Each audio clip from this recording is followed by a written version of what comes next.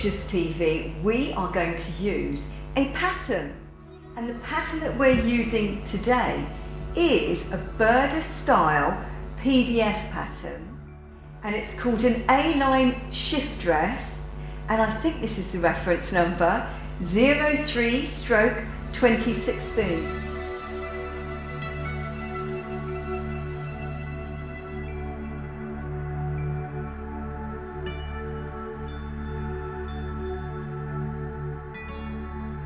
Now there are some parts of the pattern that I really want you to pay particular attention to. So if we look at the front is cut on a fold. So you get half a piece and you put it up to the fold of the fabric and you've got to cut it on the fold. Now wherever they show notches, that's a notch there. I really want you to mark them. So you've got a notch here and you've got a notch here, and I've added another notch down there, just so I can keep track. Now also pay attention to which one of these darts relates to your size. So the one for my size is this dot dash line here, because I'm selecting the size 10. So I'm going to put a notch there and a notch there.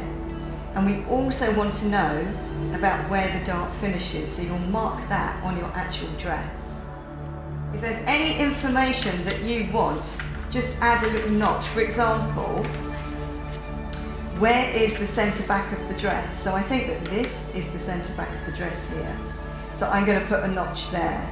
And then whatever notches I had on my front piece, I'm going to transfer onto the side seam of the back piece as well, just so it's easy for me to keep track of things. Now we've also got a notch or two on our sleeves that we need to take notice of. So we've got a centre of the sleeve head notch where it meets the shoulder seam here. And then we've got a notch here. See how it says number 4?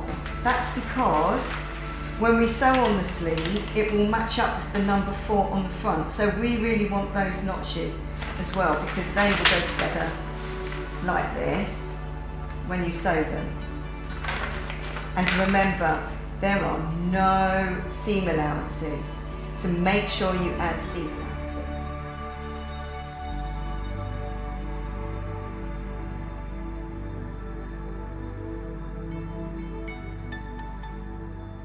Now also, I nearly forgot, I'm lining this dress today because it's made of quite a high polyester content fabric, and I'm lining it with some really fine cotton. So if you are lining your dress, it shows the line where you've got to cut your lining to. So if you fold back all of this, which will become a back pleat, then that's basically the back lining pattern, and the front lining pattern and the sleeve lining patterns are more or less the same as the actual dress.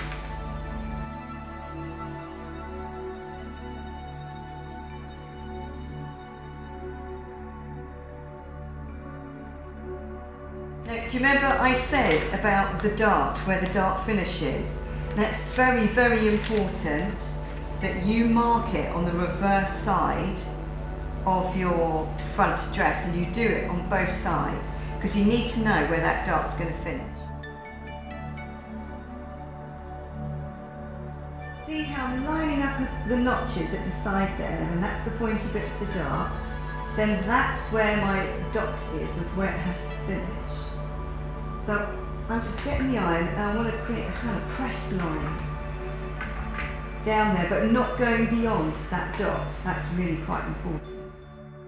So we've lined up our notches, okay, backwards and forwards, and then gradually start working your way towards that dot. Now see how handy it is to have that press, because then nothing is twisting. Now, notice how I haven't got a single pin. But when you've done that, I want to show you something about pressing darts. So always darts sort of go down or away. So in this situation, it's going to go down, and as you press it, make sure you use lots of steam, and you've really got to get into the little end nipply bit of the dart because you want to sort of press it away into nothing. Now don't melt your fabric, but you really want to get in there and make it flat, so that on the other side you don't get a kind of pleaty bit. Okay, I have a confession. I couldn't handle how plain it was across the front, so I just had to add a frilly bib. Now if you want to know how to do this frilly bib, just click on the link below and it will take you to my tutorial of how to do a 60s style frilly bib front on a dress. I want to talk about the back piece now, which looks like this. Now, do you remember I said it was important to notch on your pattern, to put those little snips in there? Well, where that kind of centre back line was, you're supposed to put notches for there, showing where you do the kind of pleat at the back, because it has a big pleat at the back. And also, it's a good idea to notch them at the bottom, because what we do is we press them. So before we sew them, we press them into position so we can sort of see what's going on. So now I've pressed them, I can see that, okay, it's going to go like that. Am I going to have an opening there? Like that. Now we're going to have to stitch up about that much of this opening here at the back. And the way that we're going to do it is like this. You're going to put your fabric right sides together. Okay? And then you need to open all of this out here. It ends up looking like that. Now you can see the benefit of having pressed it, because then I've got all these lines that I can work to. So let's get the pattern and have a look. So you've got to start where this mark is here, this notch, and then you go down as far as you want, depending upon how open you want your pleat to be at the back. So I've got my fabric right sides together. This up here is the neck. I've got notches there to show where the bulb's line is, and I'm starting, because the pattern said to do that, about an inch up on here. So straight stitch, 2.5 to 3. I'm going to go forwards and backwards just to close off the seam, and because I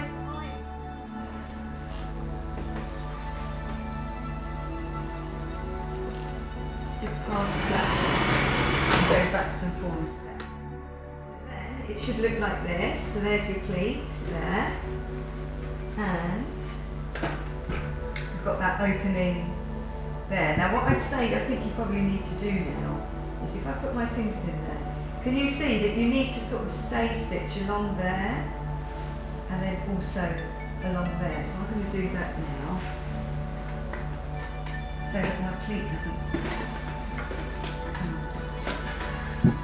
But it's just a stay stitch, you don't even need to go backwards and forwards.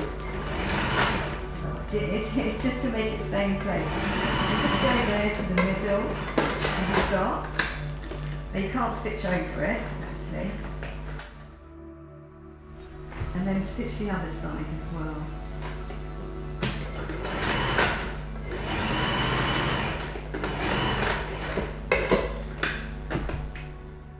So now we're going to deal with this opening here and the line.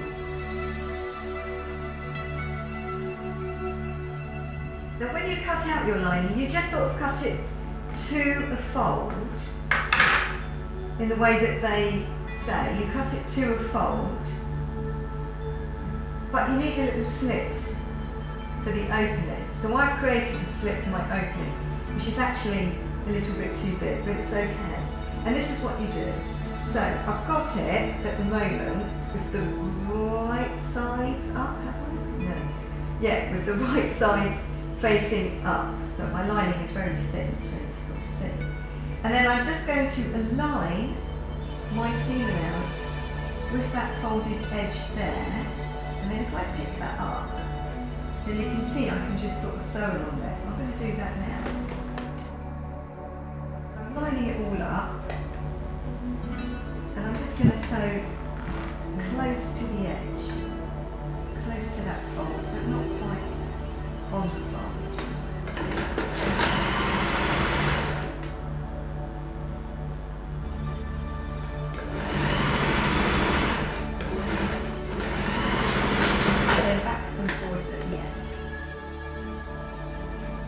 Now do the same to the other side as well.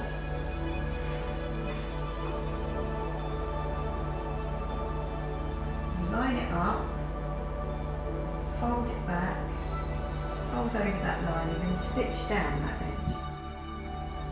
Now you can see that that's nice and neat, can't you? And that was really, really easy.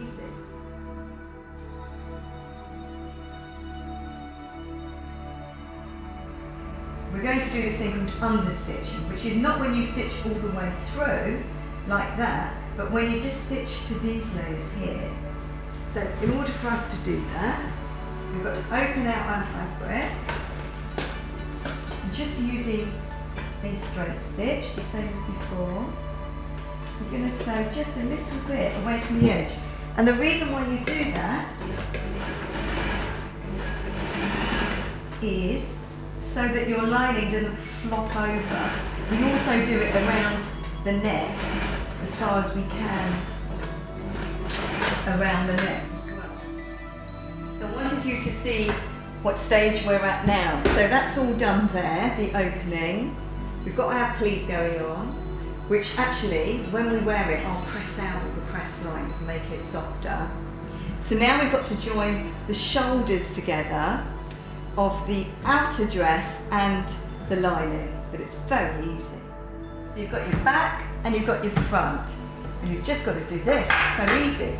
You put your front right sides together with your back, and then move the lining away from the back because we're only dealing with the actual dress, and put your shoulders right sides together, and you're going to stitch a centimetre seam allowance on one and then a centimetre seam allowance on the other. It's really looking good. So I've stitched up both of those shoulder seams and I've pressed them with the seams open. Okay, you must press those seams open because then they look flatter and nicer. And now you've got to do the same to the lining as well, which is just as easy, right?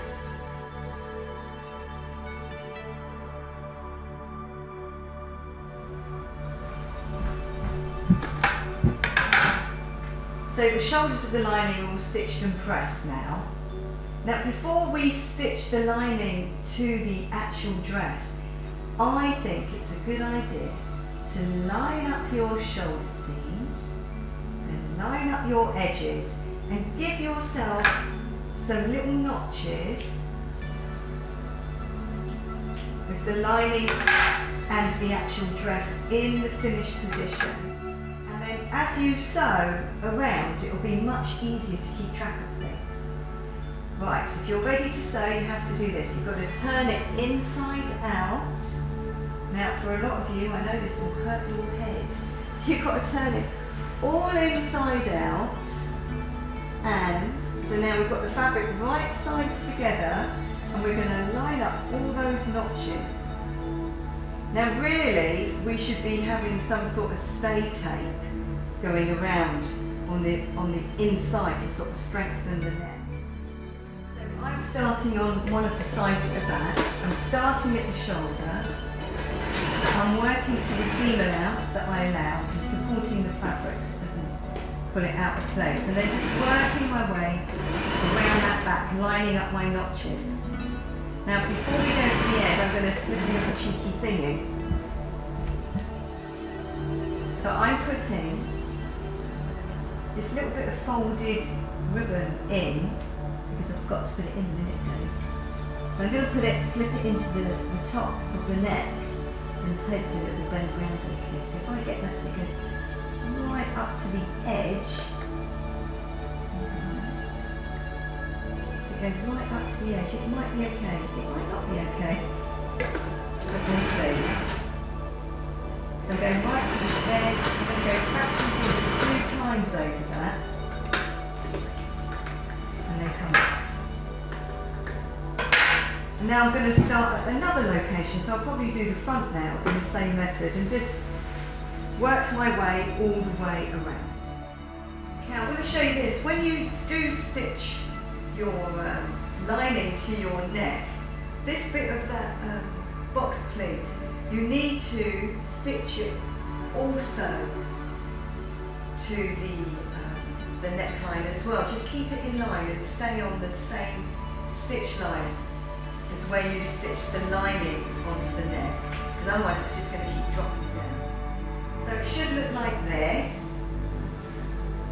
And now you've got to snip into all of your curves, but do you know what, before I do that, I think I'm just going to trim it back.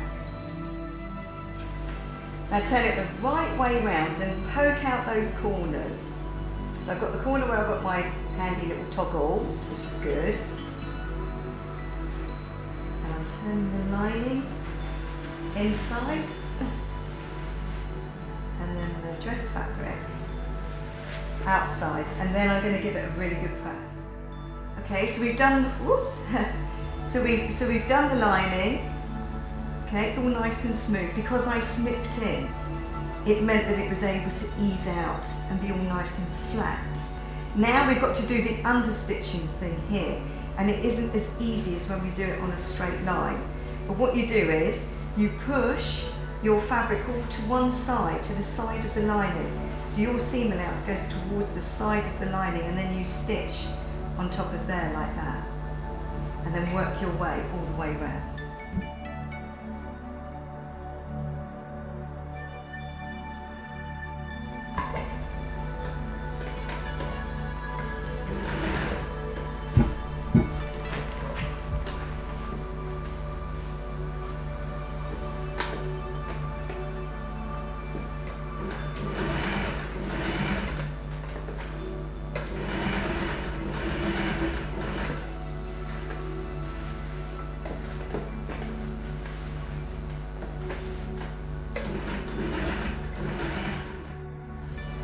So it should look like this when it's done.